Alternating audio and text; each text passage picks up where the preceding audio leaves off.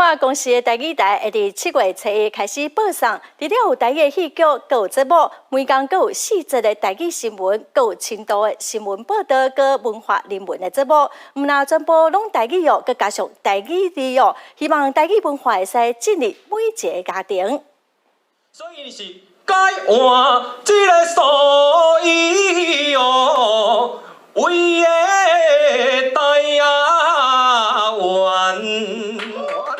两位主播一句来一句去，唱四句连，全国观众按7月初1开始，就会使伫咧14频道收看全台湾唯一的全台语电视台。知名诗人向阳甲导演叶天伦也为台语台全新的新闻时段甲节目徛台，希望台语文会来定进台湾。过去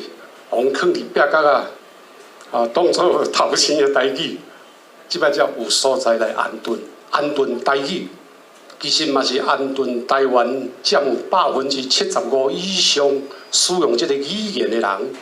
因的心。会晓讲台语也阁无够，台语台的节目甲新闻也找了台语文学教育界的知名老师，做伙为传承台语尽一份心力。只要会当成做起来，